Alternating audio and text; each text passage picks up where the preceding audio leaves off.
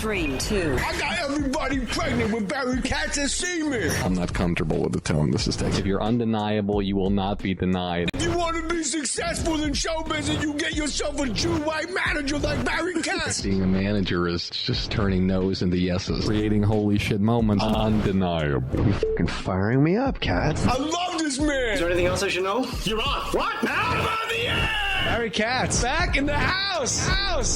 Let's do this. All right, ladies and gentlemen, please welcome my guest today. What an honor. Oh, wow. Steph Tolev. What an honor. That's a nice intro. What an honor. It is an honor, and I'm going to tell you why it's an honor. Okay. Because I feel uniquely qualified to talk about this, is that when an artist breaks through, people are always like, oh my God, what an overnight sensation. Mm-hmm.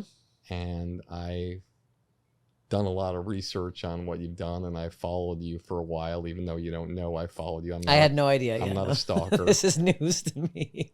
And I just love how hard you've gutted it out.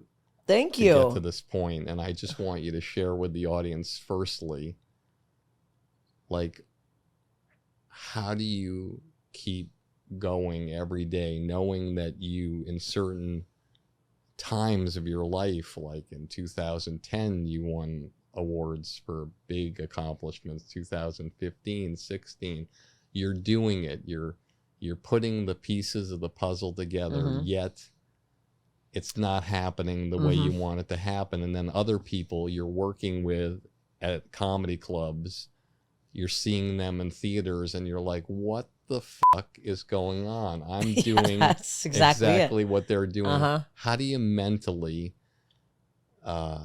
keep going and say to yourself, hey, I'm not going to pay any attention to what everybody else is doing. I'm going to pay attention to what I'm doing. And if I do that, it'll all come to fruition. Excuse me. I don't think you can mentally really do that. I think a lot of my drive is from spite, which sounds so psychotic. But I was told no by so many people, especially in Canada, that I was shitty and that I wasn't good enough. And then I was like, no, I'm going to prove it that I am. So I think that like burning spite that I had all these years really helped. But it's very hard still to this day to watch like people that, like, I've been doing it for 20 years. So I don't, like, some people get overnight, whatever. I literally started my first stand-up set ever. I was 17 years old, like a dive bar. I took improv classes when I was 16. And now I'm like 38 and finally feel like I've kind of, not even, I feel like I've kind of broke through, but like, I feel like you're hyping me up more than what I feel like I've done. But it was just, it's still, every day's a grind. Like, and people just think that as a stand-up, you're just doing nothing. Like, I have been working all day up to now, and I'll be working for the rest of the night. And then I have like 3 shows tonight. Like, there's no stopping. Like, all day long, you're like editing clips or producing sketches or doing my own podcast. Like, it's insane the amount of time and effort I put into this. And I feel like there is like, it is kind of paying off now, but a lot of it is spite, and a lot of it is, I think, you have to be somewhat delusional. I think there's like a bit of me that's like, huh. And now that once you get like, the first big thing I got was like Just for Laughs. It's like, oh, I hit this milestone, and that actually worked. That happened. So like once you keep hitting, and then once Bill got me on Netflix, I was like, oh shit, I actually got to this next. So every time I keep like hitting the goal I want, I'm like, oh fuck, I think I'm doing this. So I think that, like, I feel like if I didn't have any of these big milestones, I would have felt like I probably would have quit by now. Now, the Bill that she's referring to is... It's Bill Burr. Yeah, I said it so casually. Bill Burr, who I feel like has fast-tracked my career quite rapidly. Because I was still headlining. I was a touring headliner. But Bill Burr put me on his Friends Who Kill Netflix special. And then I was kind of a standout on that. And then that kind of more clubs that weren't booking me before were like, oh, Bill likes her? No, I like her. And it's annoying that's how, because I was like, I've been the same funny for a long time. It's not like I just got funny like 5 years ago. Like I've been who I am. I've known my voice for at least 15 years now. Like I know who I am. Obviously you get better as a comic, especially to stand up, but I've known who I was for a very long time. And that's an important thing that you mentioned, is that every single person who's listening to this, who is an artist or who isn't an artist, the people that you see on a special, they were that funny a year ago or 2 years ago before you didn't see them on the special. Well, it's just now, the world knows. I feel like now there's a little bit of a change in the specials we're seeing, I feel like now a lot of places are leaning towards more people with bigger social media followings than people who I think deserve respect. I'm not going to say any names, but I think personally there's a lot of people that are getting... we can look it up. I think you can look it up, but I think there's a lot of people that are getting specials right now that I'm like, either aren't ready for their specials, like they're not like fucking killers in the clubs. Like I think people who should be getting these opportunities are like annihilators and no one can follow them in the clubs. And then a lot of people, it's like, who? Like I see Netflix specials come up and I go, who's that person? Never seen them at a club, never seen them at a New York club, not an LA club. And then I look at their Instagram, like, oh, they have 1 million followers because they got big on TikTok or whatever. And it's like some of them have put the grind in, I will say, but like some, I'm like, this person's been doing stand-up for 6 years. Like it's those don't seem fair, but I think in the long run, someone told me a long time ago, like those people aren't going to last. And you can't last if you're not funny. You can have this like shining moment where you're like, but I know because I talk to a lot of clubs, because a lot of the TikTok people go and do like one night only.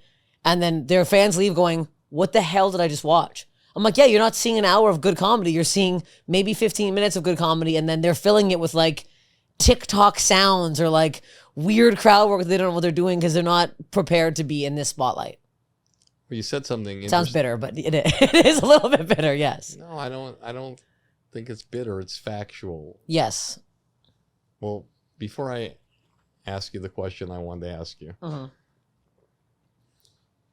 I believe stand-up comedy is like Olympic diving. I'll explain. Okay. So, an Olympic diver has a degree of difficulty for certain moves. They get more points and more respect from the judges when they do something that's more difficult. And the divers that are phenomenal, but they don't have a great degree of difficulty, they get graded lower and they get less respect by the judges. Okay.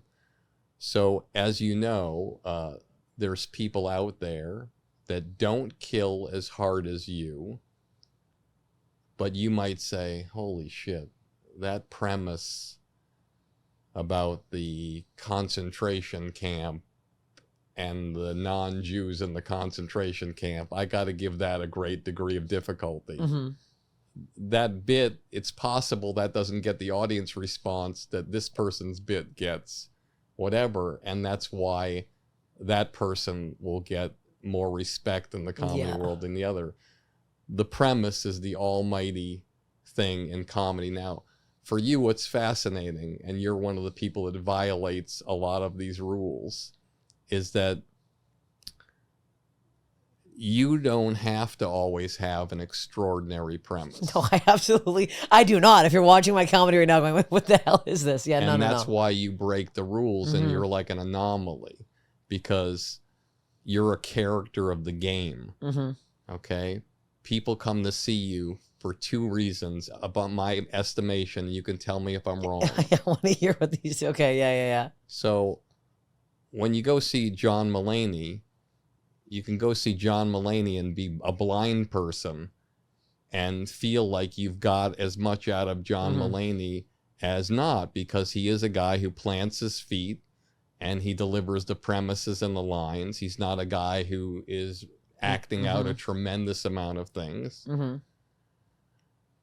But you're a person who the visuals come along with the comedy. Yes. And it's necessary to really enjoy you fully by having sight, because there's something about you that's this wonderful, it's almost like you're, I hope you don't mind me saying this. Scared. You're the closest comedian I know to Brad Williams. I've never gotten that before. And I'm going to tell you. I'm going to tell you why. Like Chris Farley. I was like, I've gotten that. I'm going to tell you why. Because Brad Williams is like a cartoon character. He can say and do anything he wants, and he's going to kill because he can get away with it. He's like, you're looking at somebody who's this person who's not larger than life, but larger than life. And he's saying things and doing things about his situation and his lenses on the world. And you have this way about you that's like this cartoon character where you accentuate all the things that maybe other people said no to you about, and you make them your strengths, and it feels like I'm watching an animated character who can get away with anything. I feel like, okay, I think Brad gets away with way more than I do. That's for damn sure. I feel like I say a lot of things that people don't love. I don't know if it's coming from the female comic perspective or whatever it is, but I feel like I can lose a room quicker than Brad can. That's for damn sure. But yeah, I don't think I have a lot of blind fans. I definitely think I think hearing impaired people, and like, it's funny actually, a guy came to a show of mine recently in Orlando, and he was like a big fan. He said he flew in from somewhere, and then I met him in the meet and greet line after, and he spoke like very little English, and I was like, oh shit, this guy like finds me funny, and I think 90% based on my act outs. Like, I'm sure he knows some things I'm saying. I'm not saying he doesn't, like, he knows, I think English is a second language, but I'm like, I think majority of my comedy for him was just sight. Just him seeing my act outs or whatever the hell I was doing up there. The second time I saw you was on video, and I'm sorry, I can't remember which thing it was. There's a million, I don't know. No, this is before there were a million. Okay, it probably was a Just for Laughs then. But I'd seen you somewhere in some venue. I don't remember because I'm old. And I thought to myself, when I do see this videotape, I'm going to do what I love to do. I'm going to watch the first 2 or 3 minutes without the sound on and see if I laugh. That's what you do for... Oh, yeah. That's bizarre. Oh, yeah. I have to watch it with the sound off. And then if I really laugh, I'm like, this is okay. This is something special. Is that how you pick people to manage? Is that what you do with them first? Sometimes. Wow. That's an interesting take. Because I feel like comedy... historically, just for the audience in comedy, and you may know this or you may not know this, the first comedy album to break through was in 1959. It was Bob Newhart's Button Down Mind. And what happened is they asked him to do an album, and he had just been a sketch person like you were with your Lady Stash. Yeah. And so he was like, I just do sketches. I don't go to a club, Bob, do some of your bits. And he recorded it, sent it to them, and they gave him a call like after it launched. About 3 months later, you have the #1 record in America. Not the #1 comedy record, the #1 album in America. It was Warner Brother Records' first gold record ever. And so the medium used to be, and even up until about 5 or 10 years ago, the medium used to be, it's an audio medium, and people love to listen to the audio. Podcast or audio medium. But now stand-up has become more of a visual medium, and that's why it's exploding so much, is because people want to see the larger-than-life characters of the game. And if you think about the characters of the game that are at the top of comedy right now, they're all larger-than-life. Now, let me rephrase. Most of them are larger-than-life characters. Yeah. And they're characters who have a story of overcoming adversity, and that's where you fit. And you said something earlier that I want to go back to. You said, I did Bill's thing, and with a bunch of people, and I stood out. I want to stop there. Yes. You stood out. So a lot of people do Bill Burr compilation shows. A lot of people don't break through. So I just want to share with you. Yeah. It doesn't matter if you do an hour. Hey, I got an hour special. Yeah. I could list a lot of hour specials where you don't even know the people, or they're working at Ha-Ha's Chuckle Hut in Peoria, Illinois. Yeah. Okay. You have to have the content and the whole package that makes people want to buy tickets to see you, a hard ticket to see you. Yeah. And that's a lot of money, and to see you. I know it might not seem like a lot of money, even if they can see you for, let's say, they could go on an off night, let's say at a comedy club in Irvine or whatever. It's still going to be $25, and then their date, and the drinks, and then the drinks, and then the parking and the valet, and maybe you go out eat there, and it's still going to be like $150. And if you're somebody who's a working class person who's really gutting it out, that it That's has a lot, to be yeah. a special event. And Yeah, so yeah. when people come to see you, they have to really want to come to see you. And Okay. that's why what you're doing, I think I give a lot of respect for, because people are paying money to see you. And then when you start doing more television and more film, then your brand has to get them to cross over and pay for the $17.99 a month for Amazon Plus or wherever your show is on. If it's on free television, they don't have to pay. And then when you do movies, they have to go to the theater and pay. And it all ties together. When you do your first book, they're going to pay for that. So your audience, your diehard fans, in order to be in your life, they have to spend money. However, why social media is so much of a key, and for some people, it's more of a key than others. Yes. But it helps your fans get more added value. So when they do come to see you, they know they've gotten a lot of you for free before that. Yeah. And you've given them little gifts along the way to say, here, I thank you for being my fan. Yeah. Here's something free for you. Can you imagine, like, in the old days when people were like, there were so very few performers, let's say Sinatra. Can you imagine Sinatra just going before he went on at the Sands Hotel? Hey, everybody, I'm about to go on at the Sands Hotel, and so crazy. Thanks for following me, and I'll see you Tell later. Tell your friends. Yeah. It is. We've come into a completely different era of comedy now. But I guess I never really thought about people paying all that money and stuff. But I feel like I post a lot of content. I think that's another reason why I kind of stood out on Bill's thing, because when people went to look me up, they're like, "Who the fuck?" The people who didn't know who I was were like, "Who the fuck is this person?" And then went to my social media, were like, "Oh, she has nothing but content." Like, I had 4 albums out, 2 sketch, 2 stand up. I had like a half-hour special out. I had like 1 million clips to watch. So it's like they were getting a lot of stuff. And I post like 5 or 6 clips a week, which is crazy. And this is another thing. This is another thing for all the artists listening. I don't want to embarrass you, but Steph was training for that day. She was training for the day when that happened. So she was ready, and she had everything ready. A lot of artists don't train to have everything ready for when that call comes, or that break comes, or that spotlight comes on. Yeah. But you were training every day for so 20 that when for 20 years. So when the audience came, you were ready. All the artists out there are probably like, holy crap, I'm not doing that as much as I could do. Yeah, so then when the spotlight does come on, you're not ready, and you're going to fade away if you don't do it. It was funny because a lot of people, there's a couple club owners, I'm not going to say who, one specifically that I'll never do his club, but I saw him at the Comedy Store, and he's like, "Oh, you're that girl from that Bill Burr thing." I was like, "Yeah." He's like, "What do you got, 20 minutes, 30? And I was staying with Jeff Ross, and he was like, "No, she's a headliner." And he's like, 35, 40. And I was like, "I have like 3 fucking hours. What do you want from me right now, asshole?" I'm like, "I have 2 full albums out. And plus I'm working on the road every fucking weekend." I was like, it was so degrading too. I was like, I'll tell you who it is afterwards, but I was like, "I'll never do your club.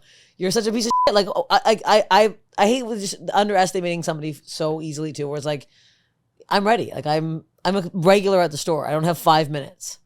And the thing about what you said, and this is a lesson to be learned on the other side, as well as our side and your side, is even if you're underestimating anybody,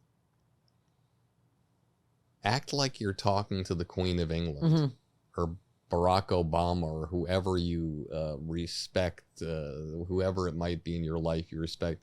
Act like you're speaking in a public restroom and you don't know who's underneath the stalls. If I were to doubt you and I were to have those feelings about you, how does it serve me to say them out loud? It serves me to keep them inside in case you prove me wrong. And when you prove me wrong, I'm still in good standing. Yeah.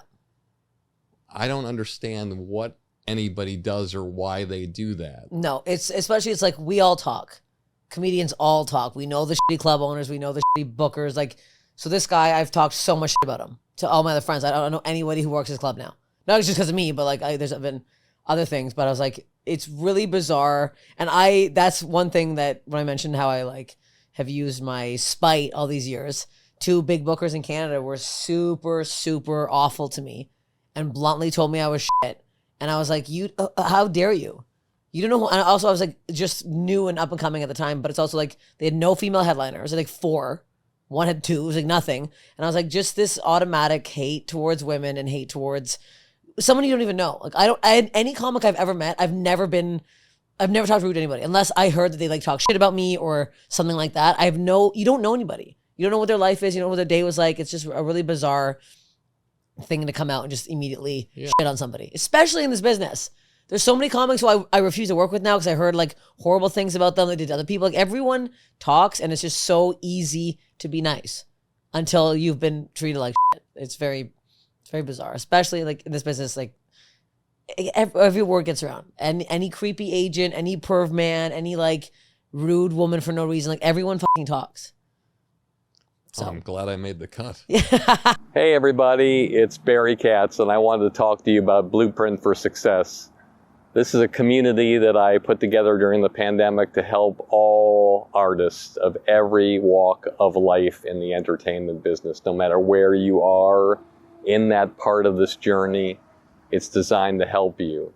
There are podcasts with people that will inspire you, like Kevin Hart, Judd Apatow, Bill Burr, that you can't find anywhere else but on this program that I've interviewed, to times where we get to talk to executives in the business that you would never have access to tell you what you need to hear and to answer your questions, to all sorts of different videos and master classes designed to help you get to the promised land. That's what the Blueprint for Success is. Doesn't matter whether you want to be a stand-up comedian, a sketch performer, a podcaster, an actor, an actress, director, writer, social media person, whatever you want to be. I've been doing this for 40 years. I've had the honor and been humbled to represent people like Chappelle, Wanda Sykes, Louis C.K., Dane Cook, and probably over 20 other people who went from a studio apartment to being a multi-millionaire and a household name. And I want that for you. And I wanted to take the time with this program to be able to help you on your way there, to get there and to heighten and increase the trajectory of your career. Blueprint for Success is the way to go. I'm proud to be a part of this program, and I'd be proud to have you to be a part of it too. One of the greatest things that I see in comedy that I love, and I hope he'll take this the right. I hope he takes it. I'm sure he will. Shane Gillis. Mm-hmm. Okay, the guy got one of the greatest jobs in television history. You know, been on for 50 years. Saturday Night Live. They find something that he says or writes or whatever you want to say. Mm-hmm. Canceled. Lorne, NBC. They take him out of Saturday Night Live before he even gets a chance to fulfill the dream job. Mm-hmm. And he sort of does what you do, where you take the angst of people doing something to take you down, and he rises from the fucking ashes and he creates this amazing brand, and he's no less funny than he ever was. No, he's killing it. But he's crushing it based on getting crushed like a bug. I think he's doing better. But if you were the president of comedy, what punishment would you give? I wouldn't have given Shane one. Okay. You say something in the moment, you say something off color, you say something, you know what I mean? Now people will be searching my history. I feel like that was like, and also when they do that, they take it so out of context. I'm not saying what he said was right, but I'm saying they take it out of context and they blow it up like he's this racist guy, which he's not at all. And Shane's fucking hilarious. I think Shane's doing better now than if he was on SNL. Exactly. Mm-hmm. But I don't think, I think there's a And you're doing better now than if everyone through your life said, hey, Steph, We love you. We want you to work all of our clubs. Yeah, We've yeah, always yeah. loved you.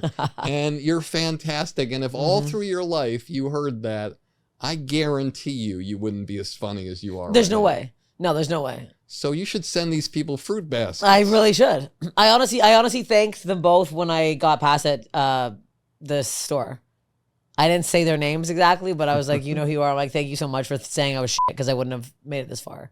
I wouldn't have moved to LA. I wouldn't have like tried as hard as I did. I think I would have still tried, but I think I really pushed it. You know, when people are saying you're not good enough to your face. I want you to know, I love this conversation. I really do. Sincerely, I really love this. Good. And We'll see if your listeners do. I'm gonna remember this day. Oh, good. Okay, good. So I want to go way back. Way Take back. me back to where you grew up, the socioeconomic dynamic, and what was your first inspiration for getting into this crazy f***ed up business? Oh God, I born and raised in Toronto, Ontario, Canada, in like a East York. It was called. It's like a small borough of Toronto with two parents who were like hardworking, independent, like middle class Canadian parents.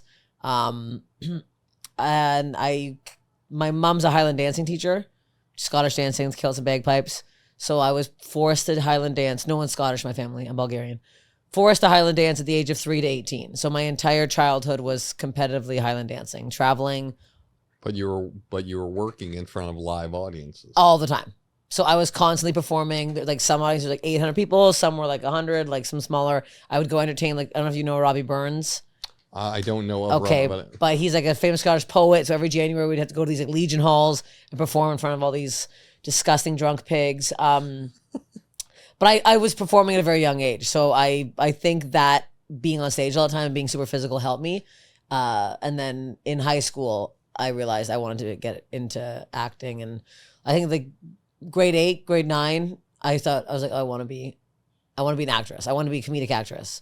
So my dream for a long time was SNL. So another big no. As a Canadian, I've never once got a live audition for SNL, and I just stopped submitting. This is the first year I didn't submit in 20 years, because I was like, I feel like I should have got one live audition at this point. I started in sketch, I started in improv, and then I was like, not one live audition. I see some of the people that audition. How could I not get one? So that I gave up on that quite rapidly. It is incredible. Like, and don't lose your place. For those listening, when you are want to get something and you want to be submitted to something, this is the hardest part about our business, is the fact that there might be 1 or 2 or 3 decision makers, and they just might not see what the rest of the world sees. But they're the gatekeeper, and it's their show, and they created it or they executive produced it, and they have the right to want you or not want you, but it's not understandable why all the time.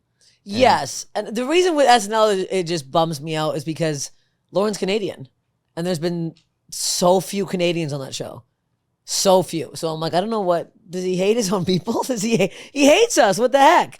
But yeah, that was like a huge dream. But like now that I'm like doing so much stand up and touring, I'm like, I think I'm doing better now than I think I found my lane. I think stand up makes sense to me. I don't know if I could be living in New York in a small shoebox. I have a golden retriever and I love her so much, and we hike all the time, and I like my life now. My life is going in the direction that I want it, and I'm working towards like a special myself and stuff. But yeah, I started in high school. I wanted to be a comedic actress, and then I applied to all these acting schools in Toronto, and I got told no on all of them. And then I went, there's a comedy program in Toronto called the Humber College Comedy Writing and Performance Program. It's a 2-year program. I did that. And it's pretty much, I was just high as hell for 2 years. And what's the first time you went on stage? I know you did a lot of improv, and you started with Allison Hogg, is that? Yeah. Who's fantastic. She's very great. And I also wanted to share with you and share with the audience and have you share how difficult it is when you are in a partnership with somebody and you do extraordinary things with somebody, but you feel like you have to move forward in a different way and sort of, I don't want to say leave them behind, but they are sort of left behind when you decide to take another trajectory. So how psychologically do you handle that? It wasn't that. It wasn't. I think if I stayed in Toronto, it would have felt like that. But she knew I always wanted to move to LA, and she knew that I was getting way more into stand up, and I was getting paid to do it because sketch comedy does not pay, and we were like a sketch duo, so we did the Fringe Festival. We broke even, which was crazy good for us. We did like the Edinburgh Fringe. Yeah, Edinburgh Fringe. We did the San Francisco Sketch Fest, Chicago Sketch Fest, and then we did. You get paid nothing on these, and which is fine. We had fun, but I think she wanted to have like a family, and you know, she got married and she like got pregnant. I think she wanted that trajectory of being a mom, and I was like, I don't know if I want to do that. I don't think I need to do that. I want my career before I want a family. Got it. And so, but I feel like we're still working on something together right now. We're working on a TV show right now together in Canada. Good. And she wrote for like This Hour is 22 Minutes and the Baron Von Sketch Show. So she's been doing stuff still, not as much as I've been doing, but she's still like doing well for somebody who's. And so you did a lot of sketch, but there comes a moment where you say, I'm going to go on alone. So what year was the first year you went on a stage alone doing your own material? Oh, I started early. I think I was 17 into my first stand-up set. So before you did the sketch, yeah, you did that alone, and then you took a break from the stand-up with the sketch? Yeah, right after the Humber comedy program thing, Allison started a sketch troupe with 4 women. Sorry, an improv troupe with 4 of us. We were called the Dumb Cunts with a K. No one liked that name, obviously. And then 2 of them kind of filtered out, and then Allison and I just started doing just sketch. But I'd always been dabbling in stand-up throughout that whole thing. I think around 27, I got way more into stand-up because I got my first festival, which is the Halifax Comedy Festival. It's the first time I did like a TV taping that I bombed horribly because it was on CBC and I was allowed to swear. And I immediately was like, oh, fuck. And then I was like, shit. Oh, fucking shit. And then like the crowd was laughing, but then they had to cut like my entire set. I think one of my jokes at 8 minutes made it because I kept freaking out and like swearing during it. It's half the sets in Canada, they're like, they have to be squeaky clean. They I'm can't like, bleep them? No bleeping is allowed. I was like, they're like, you can't swear. It has to be PG. I'm like, then don't book me. I don't know what to tell you. Don't book me then because I'm not PG and I don't want to be PG. I can be. I just prefer not to be. I don't find it funny. Can we talk about that for a second? Sure. Can I go toe-to-toe with you on something? Uh-huh. You've never found a comedian who doesn't swear funny? No, So I in think other I found Seinfeld a bit funny sometimes. And then I really like Sebastian Maniscalco. But that's like as clean as I'd go. So you do see how, like, this is what I was talking about early on. Like, one of the things that I love about you is that you aren't clean. That you are, I'll just say R-rated. I'm definitely R-rated. I'm raunchy. I'm gross. Yeah. And so I love that about you. But you, I think, acknowledge the fact that it's harder to get the big laugh without bringing a little bit of raunch into it. Or do you disagree with that? I honestly think I don't think when I'm on stage. Like my crowd work is even dirty because I'm normally like a pervert. Like I'm always thinking like this. It's not like I go on stage and I'm like dirty all of a sudden. Like I'm usually disgusting. Like I've just had my tits before I walked in here to some guy. Like I'm always being perverted. Like it's not like this. Like, and that's why I feel like with clean comics, sometimes you watch them and I'm like, is that how you are off stage? That's why some comics I feel like when I see them on stage, like really like Bill doesn't fuck himself on and off stage. Same comic, same guy. Shane Gillis, same. You know what I mean? You can tell you watch me. I'm like, that's who they are. I feel I have more of a connection when I see people who are actually like, it's like a natural version of themselves on stage. Brad Williams, for example, like he's the same on and off. Adam Ray, like all these guys are like Whitney Cummings. Like all these people are very, you know what I mean? It's, you see them on and off. It's like, oh, that's how they talk. They're swearing occasionally. They're still kind of like saying kind of R-rated stuff. It's when the comics are like, what's his name? But it's like the Cranberry stuff. What's his? Oh, I'm sorry. I'm going. What's his damn name? But I'm like, there's no way that guy gets off stage and he's squeaky fucking clean. There's no way. I don't believe that these guys are walking around saying "darn it" all the time. I don't believe that. So it's I think I just resonate more when I think people are acting natural on stage. And it's easier to watch and it's more enjoyable for me. I'm like, oh, I'm getting to know this person at the same time as they're making me laugh. Instead of just like watching someone do an act that feels like it's overwritten or tailoring to one, you know. Tell me a comedian who's no longer with us that is the closest in tone to you and how you perform. I'll tell you who I think. I was going to say Chris Farley. That's why I can compare it to the most. He wasn't stand-up, but like sketch-wise. Like when I watch him perform, that's how when I did sketch, like I was always falling on the ground or like doing crazy act outs or like, you know what I mean? See, I see your comedy, stand-up comedy closer to you. Probably won't even remember this person. Who is it? Toady Fields. I have no idea who that is. You're going to have to look her up. I have no clue. Okay. Wasn't as physical as you, but was outrageous and wasn't afraid to mix it up. Okay. I get Sam Kinison a lot, which I feel like is a someone said Andrew Dice Clay recently, and I saw Andrew Dice Clay recently. I was like, maybe the character kind of aspect, but I'm like, I don't think me and Dice are similar at all. No, it's like, Andrew, believe it or not, I was in the front row when he had his first break at the HBO Young Comedian special with Rodney Dangerfield. Oh, wow. And so I was there when he did that first set.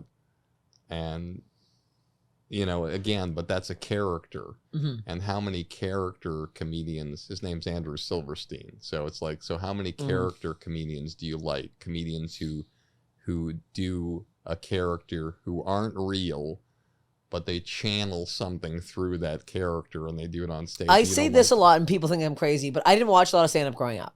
I watched a lot of Kids in the Hall. I watched a lot of British TV shows. I watched Keeping Up Appearances, was my favorite shows. I don't know if you watched that ever. Fawlty Towers. And I loved Mr. Bean. Oh. I love Mr. Bean. He's like, that's to me, and I know it's not stand-up, but like that's the... Well, here's what we talked about. You can't be blind and watch Mr. Bean. Yeah. No words. No words. Very over the top. You made fun of me when I say I look at things without the sound. No, I mean... watch Mr. Bean without the sound. I didn't think that, yeah. No, he's got some grunts and the music. And that car that always goes out the road, you hear it swerving, the three-wheeled car. That's what makes you laugh? Yes, very stupid stuff makes me laugh. Very dumb stuff. All right, I got you. Yeah, I watch a lot of cartoons. I watch a lot of stupid shit. I watch the same shows over and over. Gotcha. What is the thing that means the most to you in your personal life and what means the most to you in your entertainment life? The most important thing, if the number one principle or mission statement of your life, and personally and in the comedy world. I think being a very open and honest woman. I have a lot of women DM me stuff that really changes my opinion on stuff. Like the first time I started like really joking about having a big vagina, which sounds so stupid. I talk about having a big labia. A girl came up to me after a show. It's like there's a lab in the Hollywood Improv, and she's like, "Hey, I just want to let you know I have a very large labia, and I've been so self-conscious about it my whole life, and you just made me feel like completely different." I was like, so I think me being my honest, truthful self on stage and off, I just feel like that's having some kind of an impact on myself, and I feel like good being like this, and I feel like I actually am helping people. Like I get several DMs of women saying they like look up to me, or they're like, they like the way I talk and they like relate to it and it helps them feel better with themselves. So I think that might be the most important thing right now, that I'm like actually getting some sort of message across, even though I'm just up there screaming about having a huge pussy on stage. But I feel like I'm doing it in a way that some people relate and some people find it funny, some do not. Now, I'm going to stop you before you answer the next part of it, because I'm going to let your comedy mind go to work, because I'm not going to say it, because I'll be in comedy jail. Pretend you're a male comedian and take that premise, and what would you say? Oh, God. What would you say next about that premise you just said? Can you imagine a guy and just I don't know. Guys are like, Can you imagine a guy doing a joke on stage? I have a big whatever. I have a big dick. And yeah. guys are coming up afterwards. Hey, listen, I have to tell you this. This means a lot to me. Yeah, that you no talk about man your is. big Yeah, penis and guys already do that, but I feel like it's over exaggerated or. Without you, you feel emotional support because I have a big. Yeah, my dick is so big. I need to fucking talk about it. No man is ever gonna say that. Women like get shamed on their fucking body and all this stuff. So I feel like I'm like helping women with their body images. No, and you are. In whatever sick way I am. I feel like that's, yeah. And in my personal life, I feel like, I don't know. I've never really thought about my personal life. I feel like I'm just doing something that makes me feel good about myself. And I feel like. So you don't think about your personal life? Not that much. I'm really focused on my career. It's actually quite insane. So out of 100% pie of your waking hours, how much is spent not thinking or dealing with your career and enjoying your personal life? 7%? Wow. I literally wake up at 7 a.m. every morning and I start working. The only time I have to myself is like if I go to the gym or if I walk my dog. And I'm still usually on my phone sending emails, doing shit. Like I really, I have not gone on a vacation in 15 years that didn't have to do with comedy. I don't do anything. My sister's wedding. But then I had to MC the wedding and deal with like family shit. So I still don't consider that. And then I got a crazy sun rash. I'm allergic to the sun. It's a whole other thing. But I'm like, I really haven't had like time to myself to do anything really fun or personal. It's crazy. And then I deal with horrendous men in Los Angeles because it's the worst city in the planet to date in. So that I don't even like give myself the opportunity to do personal stuff anymore because I just get too pissed off about it. And I'm like, it puts me in a bad mood and it like gets me not in the mood to do comedy. So I literally just do comedy. I literally do shows I take Sunday nights off, but then I usually go live on TikTok to like try to help with ticket sales or try to get people to follow my Instagram because apparently that's where you need the followers now. So I'm like, I literally work all the time. I feel crazy. I don't sleep at night either. My mind races all night. That's why I'm chugging Red Bull right now because I'm like, I'm not going to sleep ever again. Yeah, it's crazy. I think, just from my perspective, if I'm allowed to say. If you're allowed. Let's hear it. I would love you to try this on for just, whatever. Think of, 2 days of the year when the world is the most shut down, everywhere. There out of 365 days in the entertainment world and whatever, there's normally 3 days in a row somewhere where nothing's really going to hurt you. Christmas. Yeah. Yeah. And I would like you to try this on and just, if you would, because I think, everybody needs to press the reset button. Mm-hmm. So, I went away during the Labor Day weekend, which is a big weekend for comedians. Mm-hmm. I know that. But for the entertainment business, it's nothing. not. Yeah. And I lost my phone. And instead of trying to get my phone, I just said, F it. This is useless. I want to just see what life is like. Mm-hmm. And yeah, people were upset or whatever, but it's like, hey, and I had my time to reset, and it was really good for me. And I think it's possible. Yes. If you take the possibility, it's possible that if you travel to a beach somewhere, not without sun, or somewhere without sun, and just looked at the ocean or looked at a city that you wanted to see. Or I want to do this. It's not like I don't want to do this. No, but look, if you want to go to your car and drive off, you're going to go to your car and drive off. If you want to take that break, you take it. And you're a really, really goal and oriented person. And this is why I love sitting across from you, because when you say you're going to do something, you make it happen. So when you sit across from me and say, yeah, I want to make it happen. No, you don't. If you want to make it happen, you'll make it happen. And so I'm just suggesting try it on. That it might be really great for you to be even a better artist than you are now, if that's possible. The issue is when you're, I'm booked on the road every weekend, so I can't even think about it until April. This is the next time I can think about it. So I will. I'm planning like a week-long thing. But it's not going to be for a while. 1, 2, 3, 4, 5, 6. 6 degrees of separation. Good. 6 degrees of separation. I'm going to mention some names. And you tell me what comes to mind. Okay. All Bill Burr. My best friend who's changed my career. Yes. Bill wrote me in his movie that's coming out that I don't think I'm allowed to talk about because of the strike. But yeah, Bill's been very nice to me, very kind to me. Where did he first meet you? We did a show together, but I think he forgot about it. The Comedy Central, what was it? Comedy Central, The Ringers. That was right before COVID, and I looked different, and I've lost like 30 pounds since then, and I didn't have bangs or the mullet, and it was like a whole other thing. But he saw me clip on Instagram. This one I made fun of New York, and he was like, "Who is this?" And then he DM'd me and asked me to open for him and stuff. And then, yeah, now he did my podcast. I opened for him a couple times. I'm in his movie. I'm in something else if it's coming out. I'm on his Netflix special. Norm Macdonald.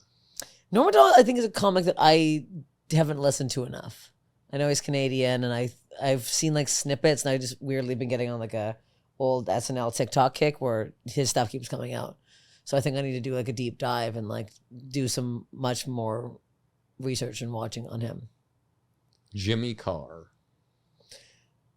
I don't know much about Jimmy Carr. I know that he went on before me on the Bill Burr thing, and he was super nice backstage. It's really nice when you meet big celebs and they treat you like a normal person. And he was one of those people. But I also find him funny, but I haven't. Again, I don't watch a lot of stand-up. So I don't have. That's okay. Yeah. I'm still going to mention stand-ups because yeah, I know you've seen clips. Yeah. I've seen clips, but I'm like, yeah, I like Jimmy. I think Jimmy's very funny. People you work with in the clubs, I'm going to mention some of those people and tell me what it's like working with them.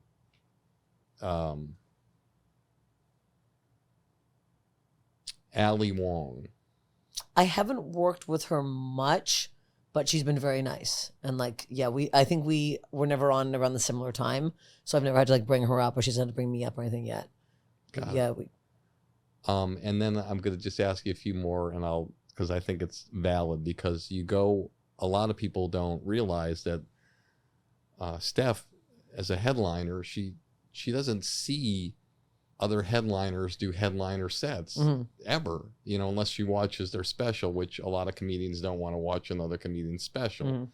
And so if she does see them, she sees them at the Comedy Store or the Improv or whatever, and she's working on the same show as them, but they're doing a little bit here and there. But I think it's valid to mention them as well. So and your thought process on them, maybe not just as a comic, but as you see them, how they've built their brand and what they've done to make things right.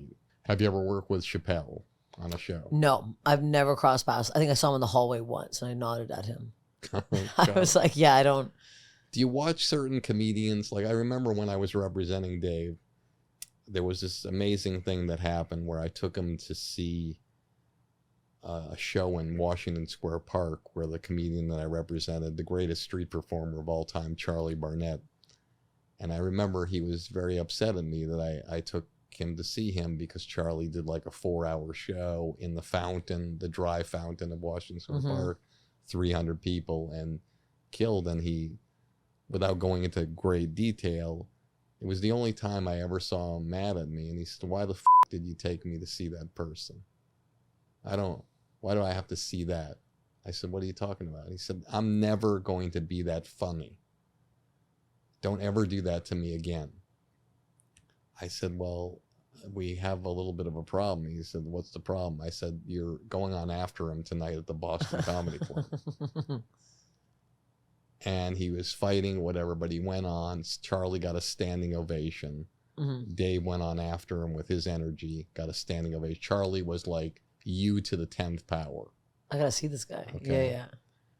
And the next day, Charlie was like a really troubled guy, had struggled with drugs, but you never saw him do anything. The next day I go to my office and he's sleeping under the desk of the assistant office in my office. And I'm like, "Charlie, what are you doing here?" He said, "Listen, who is that kid that went on after me the other night at Boston?" I said, "That's Dave Chappelle." He said, "Yeah, let me see a videotape of him." I said, "Charlie, it's like 9 a.m. Let me see it." I played it for him. And he was upset at me. He said, "Why'd you show that to me, man? I'm never going to be as funny as that guy." he knows how to embrace the silence. Yeah. And I can't embrace the silence. I have to keep going because I don't trust my material. He trusts his material. And so it's fascinating when I hear you talk about the other comedians of what your perception is of them. Mm-hmm. So I'll mention some other people. Tony Hinchcliffe. Again, you're mentioning people that I don't really see a lot of. Like I've seen him in Austin, and I never watched Kill Tony, Got it. and I never really like Andrew Santino is one. I will say Andrew Santino. He's one of my favorite comics right now to watch. He's such a genuinely nice, funny guy in person. He's worked so hard. Every time I see him, he's working on a new bit. And like he's the kind of person too, he'll embrace if a bit's not going well, and then he'll immediately get the crowd back. Like his confidence on stage is like kind of unmatched right now. He's so smooth at transitioning, and he's just so likable, and he's just like he's really. And I had to follow him the other day at the Improv, and I was like super nervous. Like I don't get that nervous following people. He's one of them. I'm like, I don't want to. I need to be as like good or bad because you're the sort too. Like because I'm not as a recognized celebrity as everybody else, it goes up. I sometimes go up and people are like, what? Like, who is this person? I have to be like, I am funny. Give me 5 minutes and you'll like me. Like Bobby Lee crushes. It's hard to follow Whitney Cummings because Whitney Cummings is an incredible person to watch. She is, the way her mind works. I wrote for her roast battle that's on OnlyFans. She is like, she doesn't stop. Her joke mind does not, like, she was like, she has a whole room of writers and she was still like pounding up more than everybody else, like joke for joke, like every 5 seconds. She's working on a special right now. She's pregnant. I think it's her 6th one. She podcasts. She's one of the hardest working comedians I've ever seen in my entire life. It's incredible. And she's so funny and so nice. So she gave me, I'm going to say, the nicest intro I've ever had at the store, like a month ago. And she didn't know I had people from Netflix there watching me for something. And she gave me literally hands down the nicest intro I've ever had.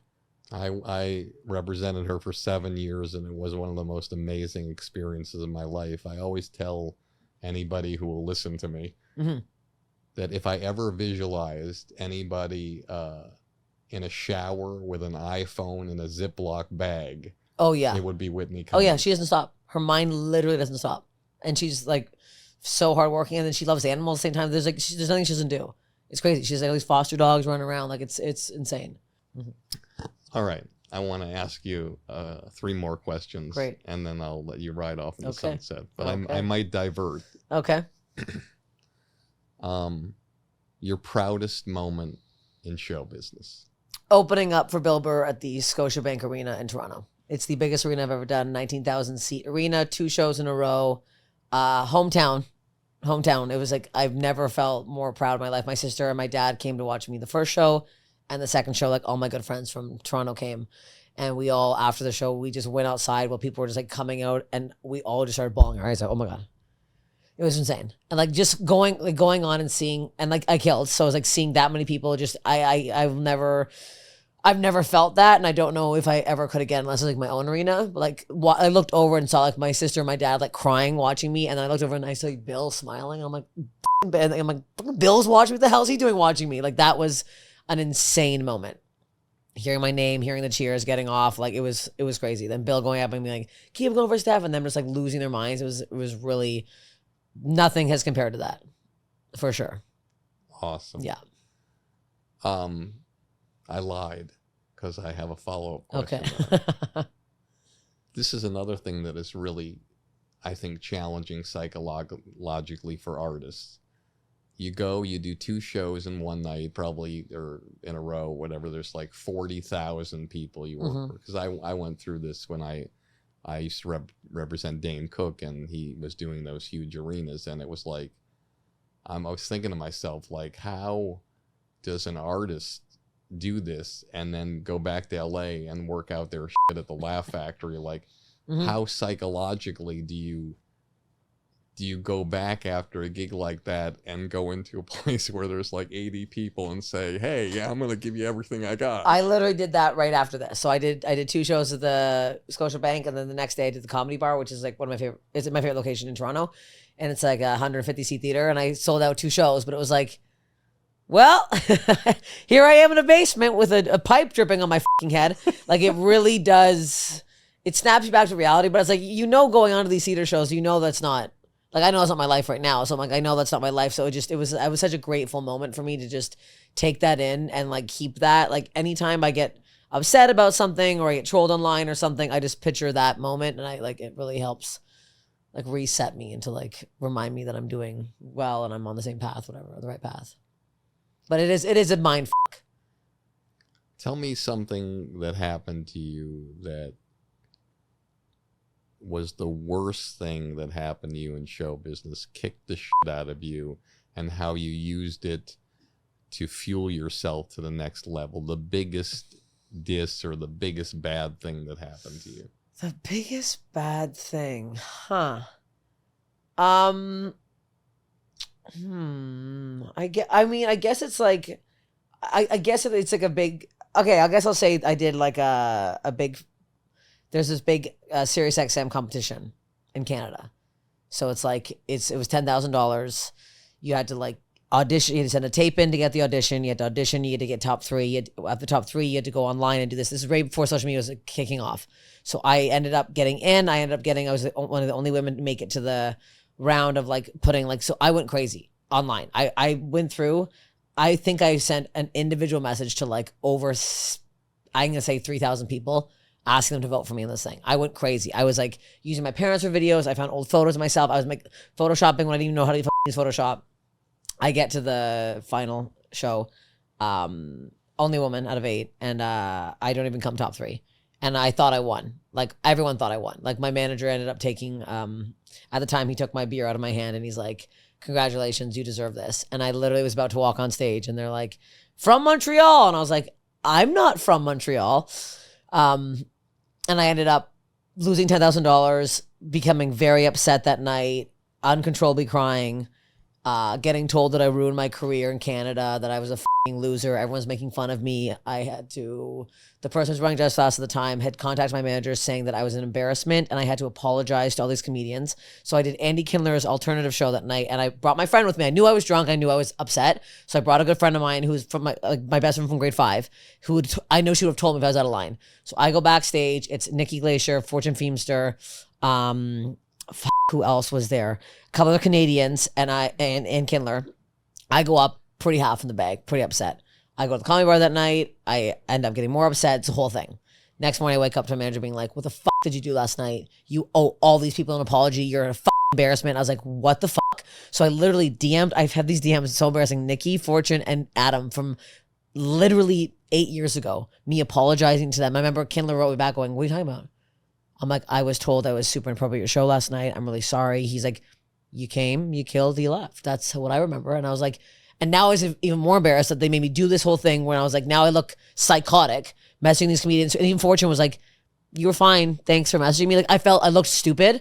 And then I was like, "Oh, I have to move to LA now. And these people think I'm a fucking psychopath."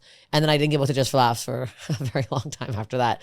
And again, I lost $10,000. That's how much my green card cost. So I was like, super in the hole, and I had to work a bunch of extra jobs to get that money. And the person who won, I just still to this day don't think should have won. I heard they had child alimony to pay, and I'll never get over it. And everyone else who was there was like, "Well, how did that person win?" That was probably the biggest because it was like it affected my like Just for Laughs career for a long time, and it affected a lot of people like judging me and saying I was really like a drunk piece of shit. And I don't think I was. I probably shouldn't have cried that much, but I was super upset and I worked so hard. And I think I had the best set of the night still. And I was the only woman. So yeah, that was back when nobody cared for the diversity hires. They were just like, 3 white guys? Oh, okay. Yeah, that seems fair. Let's give it to 3 white guys. Anyways, that was probably, that hit me the hardest. I lied again. I have another question for the last so one. many follow-ups. I'm so sorry. You mentioned something that I fascinated me that I didn't expect from you. You said, "I was nervous before I went on after Andrew Santino." Mm-hmm. And I picture you as a person right now having no fear. And I think that's what feels like why you're enjoying this trajectory, which is going to keep going until you do those arenas, is that you're fearless. Mm-hmm. So the fact that you say that you still feel some anxiety from following people shocks me. Is it something that is very, very minimal in your life, or do you use fear to help drive you? I think it's minimal, and it's a weird, like, it's not so much fear as it is like just blowing way more smoke under my ass, where I'm like, I feel like I have to show myself. I think so. I think after, like, when I go after people like him or Bobby, I like bring it even harder, because I'm like, oh, I really gotta show these people who's boss now. And I don't know why, especially because I'm not as big as them. I feel like I really have to prove myself still all the time. But I think that helps me be more fearless on stage when I go up after them. Got it. Last question. Okay, we're ready. Very good. God. What advice do you have to the people listening out there who start in a small town or a big town somewhere, and they have $1 and a dream, but they don't have the roadmap to where they're supposed to go, and how do they figure things out and work through it and get to the point of having the kind of amazing career that you're having? I don't want to say the cheesy, don't give up, but I feel like, honestly, it's not an easy road, is what it is. Is you have to know deep down that you're gonna have either no life for a long time or no money. I had no money for so long. I worked as a waitress like my whole life. Like, I had no money for so. I was working 3 jobs at one time. When I moved out here, I was under the table babysitting. I worked 2 catering jobs that were horrendous, and another I cleaned Airbnbs. You have to know deep down that you want this so fucking badly, and you have to know that you're gonna be treated like shit for a long time, and it's gonna be so fucking hard. And you have to try as hard as you can. You literally, like, there's no, if you're tired one night, sorry. I'm tired. I do, like, I literally, when I moved out here, I didn't have a car. I would bike to the comedy store to try to get on the thing, or the improv. I would bike literally 45 minutes to and from, knock it on, get back on my bike. Like, it was insane. You have to work harder than you think you have to work. And you have to put in more time than you think you have to. And you have to literally I gave up everything. Like, I left all my friends and family in Toronto, moved out here. I lived on a couch, my friend's couch, for 3 months, like a slob. Like, you have to literally be able to give up everything you love to follow this psychotic dream you have. It's hard. It's hard. But when it starts to work out, it's good. I'm crazy. I'm absolutely insane. It's fine. I have to go edit 3 videos right now. You're perfect the way you are. Listen, I want to tell you, you don't know me from Adam. I came up to you in Montreal. I never came up to you before in my life. You came and did this show, and you didn't have to do it. And I'm honored that you did, because I do this because I want to make a difference for people watching, and you made a huge hope I did. Today. You did incredibly. Well, thank you. It was amazing, and I'm so grateful. Can these people follow my podcast? If you like podcasts so much, please listen to Steph Infection. It's Bill Burr's on my podcast. It's a very gross podcast about body stuff. And follow me on Instagram, please. That's all I ask. Awesome. Thank you. Thank you so much. Thank you. All right. Yay.